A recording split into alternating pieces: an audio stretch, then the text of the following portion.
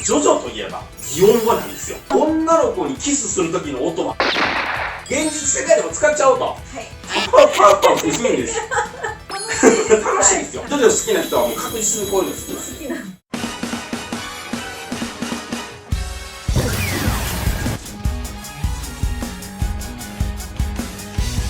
毎度、アイキーです。今日の動画の内容は、ジョジョの奇妙な初心者の館でございます。今日もゲストに来ていただきました。今日のゲストはこちら、ツッピーさんです。お願いします。よろしくお願いします。最初のタイトルコールで言ってしまったんですけれども、今日は、ジョジョの奇妙な初心者の館という回をさせていただきます。つまり、今日のお話はですね、ジョジョの奇妙な冒険という漫画についてになります。ジョジョのことご存知ですか？絵だけしか知らないです。読んだことはないけど、ジョジョがあるのは知っている。それは知ってます。ちなみに、ジョジョって聞いたら何かこういうイメージあるみたいなのありますか？外国人にも。おお、なるほど。わかりました。実際、ジョジョなんですけど、漫画好きの人でも読んだことない人もまあまあいます。ただ、間違いなく、ジョジョを読んだことある人は、確実にジョジョのファンになってると思います。そうじゃないこともあるかもしれないけど、おそらく読んだことある人はみんなジョジョのファンだと思いますね。漫画が好きな人でも、ジョジョを読まない人がいる理由とか、知ってるけど読んだことない人なんでかって僕は思うんですけど、まず絵がね、初心者にはとっつきにくい絵のタッチがあるんですよ。なので、有名なのは知ってるけど、話の内容がどんなのかわからない。一体どういったところが面白いのかわからないという方がたくさんいらっしゃると思いますので、今日はそういった方向けのこの初心者の館ということで、ジョジョの奇妙な冒険について、どれくらい面白いのか、どんな面白い点があるのかっていうのをプレゼンさせていただきたいと思います。はい、最後にツッピーさんが面白いなと思っていただければ成功ということですね。そうですね。はい。ではそういった感じで今日は進めていきますので、よろしくお願いします。お願いします。ジョジョの面白さを解説する前に、ぜひ皆さん、チャンネル登録といいねをよろしくお願いします。では、ジョジョの奇妙な冒険なんですけども、現在コミックスがですね、もうおよそ130巻ぐらい。130？ はい。全部合わせて130巻ぐらいありますね、多分。おめちゃくちゃ長いです。長い。ちょっと読む気なくなりますね。だと思うんで、なんでこんだけね、人気のある漫画が130巻続いているのかっていうところで、まずはこの全体のジョジョに出てくるキャラクターをちょっと見ていただきたいなと思います。はい。では、こんな感じのキャラクターが出てきます。ドン！はい。ここに8名、ジョジョに出てくるキャラクターを今見ていただいてるんですけども、ツッピーさんに。はい。ここでクイズです。この中で、ジョジョの奇妙な冒険の主人公は一体誰でしょう？全員出てくる。全員出てきます。もっと山本キャラクターいるんですけども、その中でもメインキャラクター8名ピックアップしました。ジョジョ？どれが主人公でしょ真ん中。真ん中のやつ正解です。真ん中のやつ主人公です。はい。ちなみに他のやつは何かっていうと、他のやつも主人公です。これ全員主人公です、実は。そうなんですよ。これね、130巻続いてる理由なんですけど、これ実はストーリーが一区切りするごとに主人公が変わるんですよ。そう、いわゆる第1部、第2部、第3部といった形で、主人公一通り物語が終わって、代替わりして、新しい主人公と新しいストーリーっていうのが始まるっていうのが、ジョジョの魅力なんですよ。なるほど。今言っていただいたこの真ん中のやつはですね、第5部。はい、第5部に出てくる主人公のジョルノ・ジョバーナさんです。ちなみに名前見ていきますね。名前こんな感じです。お、すごい。はい、ジョナサン・ジョースター、ジョセフ・ジョースター、空城城太郎、東方丈介、ジョルノ・ジョバーナ、空城ジョニー、ジョニー・ジョースターにもう一回東方丈介が出てきます。これ全部主人公ですね。ここ8人載ってるんで、要は8部まで物語があるんです。ちなみに今第9部がスタートしてます。第9部はまだ始まったばっかりなんで、今回はちょっともう載せてないんですけども、完結しているところは第8部までというふうに紹介させていただきました。これ見て何か気がつく点がありますか、実は。気がつく点？はい。このなんか謎の外国人名前と2人っぽい名前がいる。そうですね。よく見てください。この最初のジョナサン・ジョースター。はい。あ、2人目、ジョセフ・ジョースターです。これ、おじいちゃんと孫なんですよ。はい。ちなみに3人目の空城城太郎は、このジョセフ・ジョースターの孫です。途中で日本人に結婚したんで。はい。一番最初イギリス人なんですけど、はい、そういうことですね。3代目の主人公は日本人ですけど、空城城太郎です。これ東田丈介、ちょっとややこしいんですけど、これね、実はちょっとね、いいやつ用意しました。これ見てもらいましょうか。ドン。これ、はい、ジョースター一族になります。この最初のジョナサン・ジョースターが主人公なんですけど、この孫のジョセフ・ジョースター。でその孫の空城城太郎までが1部2部3部の主人公という形で物語が進んでいくんですね。ちょっとねこのややこしいのが4部の主人公の東方仗介君がですね、このジョセフ・ジョースターの息子にあたるんですけど、この空城城太郎よりは若いんですよ。これ実はこれジョセフ・ジョースターさんは、このスージー・キューっていうのが奥さんなんですけど、だいぶ年取ってから、いわゆる浮気してですね、この東方智子さんっていう女性と浮気して、そこでできた子供が東方仗介っていうんですけど、血縁上はこの3部の空城城太郎のおじさんにあたるんですけど、はい、でもこっちの方が若い。これ4部の主人公ですね。第5部の主人公、実はこのね家系図からちょっとずれるんですけど、このジョルノ・ジョバーナっていうのが第5部の主人公、さっき言ってもらったやつです。これイタリア人です。正確にはイタリア人と日本人のハーフなんですけど、このね上の方を見てもらったら、ここにディオっていうのがいるんですよ。これが実はこのジョジョの奇妙な冒険全体のキーパーソンなんですけど、これ第1部のねジョナサン・ジョースターの敵なんですよ。このディオっていうのがジョナサン・ジョースターの第1部のストーリーのラスボスなんですよ。このディオの息子なんですよ、ジョルノ・ジョバーナ。じゃあなんでここは一族かっていうと、これややこしいんですけど、このねディオっていうのは吸血鬼なんですよ。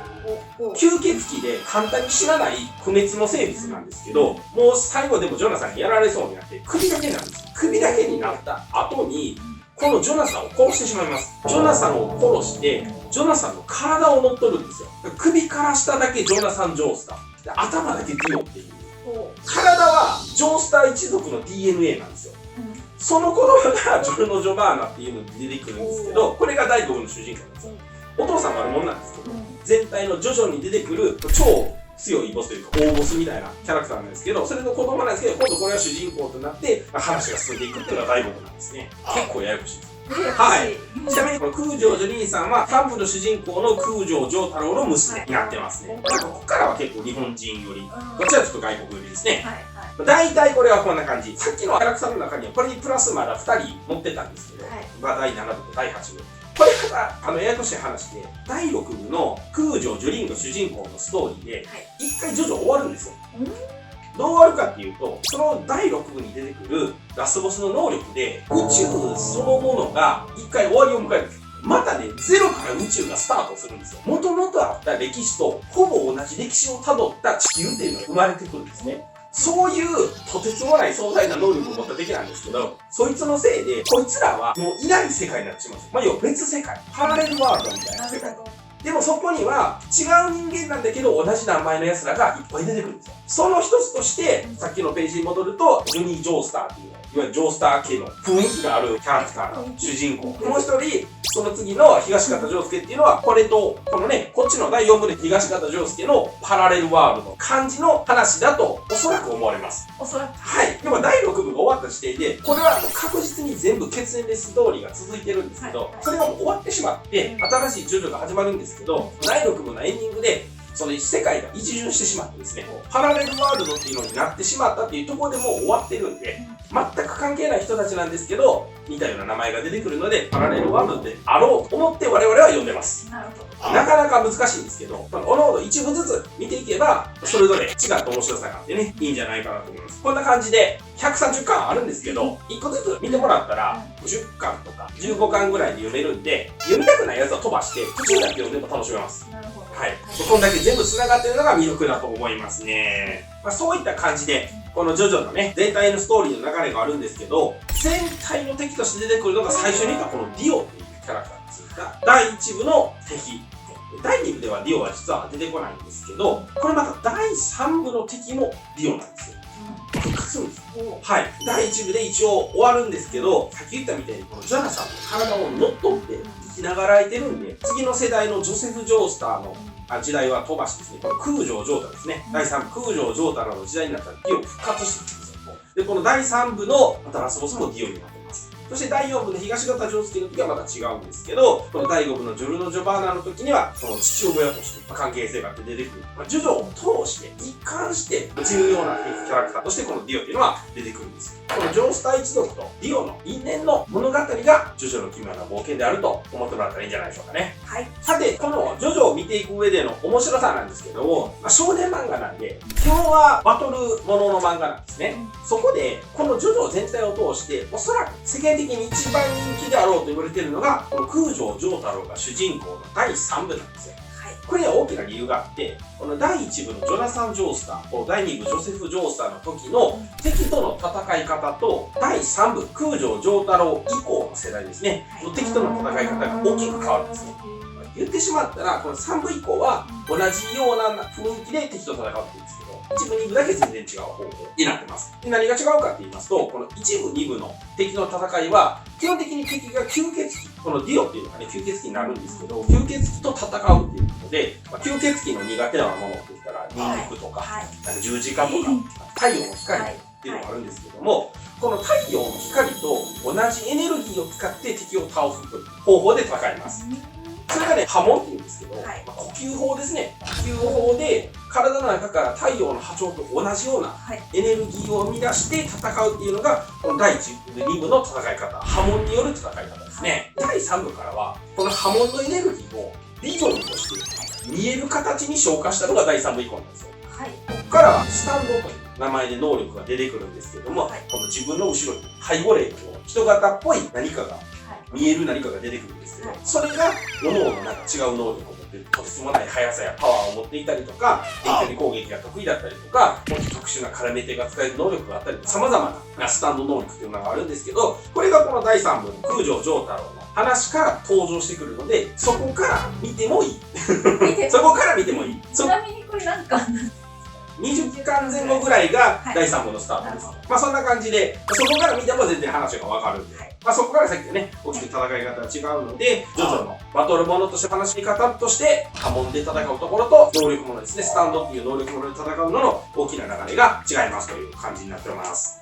さあ、そんなジョジョの魅力として今日感じていただきたいのが、まず一つ目、ジョジョの奇妙なセリフ。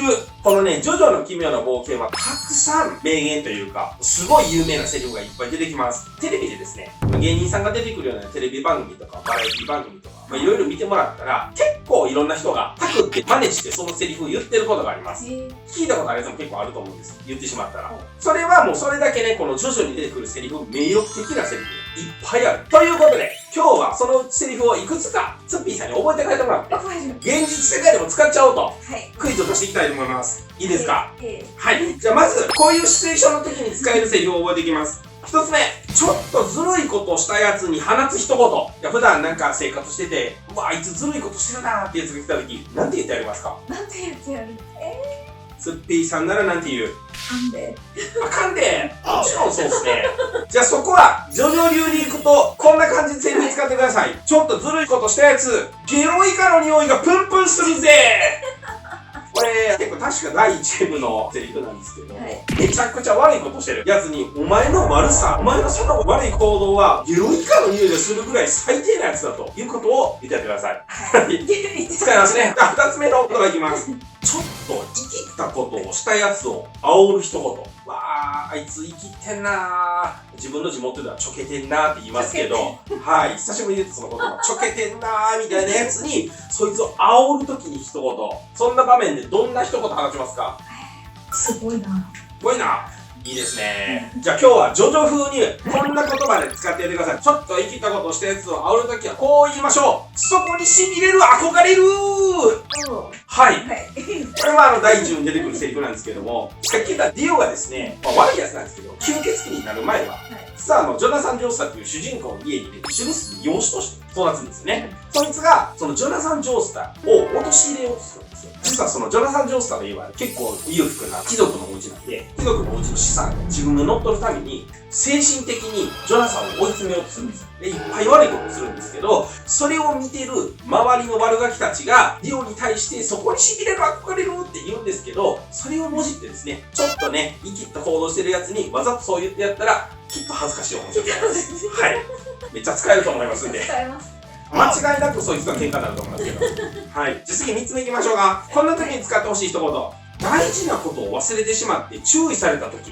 その注意してきた人に言い訳に使う一言。何かね、やっといてって言われたりとか、持ってきてって言われたことを忘れてしまって、うわ、忘れてしまったなーってなった時に、その言い訳に何て言います？寝たら忘れましたね。寝たら忘れました。リアルですね。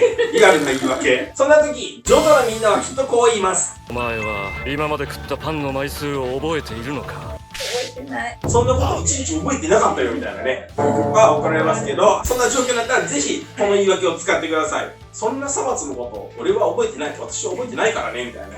絶対さまつなことじゃない時に言ったらもうやばいやつですよね。はい。じゃあ次行きましょう。4つ目。トランプゲーム、カードゲームだとかしてる時、そういう勝負ごとに負けた時に話す一言。なんて言いましょう。うわ負けてしまったっていう時にこんなこと一言言ってしまう。こんなはずじゃなかった。こんなはずじゃなかった。なかなかいい一言言いますね。ジョジョラは負けた時こう言います。てめえは俺を怒らせた。そのまま第2ゲーム進めてください。はい。これさっきの第3部の主人公の放つ一言ですね。一番最後にディオと戦う時にあまりにブチ切れて放つ一言です。ゲームに負けてとにかく頭に来た時はこれを使ってください。はい。じゃあ次続いていきましょう。次のセリフ。頼み事をされた時に放つ一言。何かこれやってよって言われたけど、ちょっとやりたくないなとか、なんかちょっとめんどくさいなっていう時に、こういう風に言ってください。はい。表やった方がうまくできると思うよ。なかなかいい煽り方してきますね。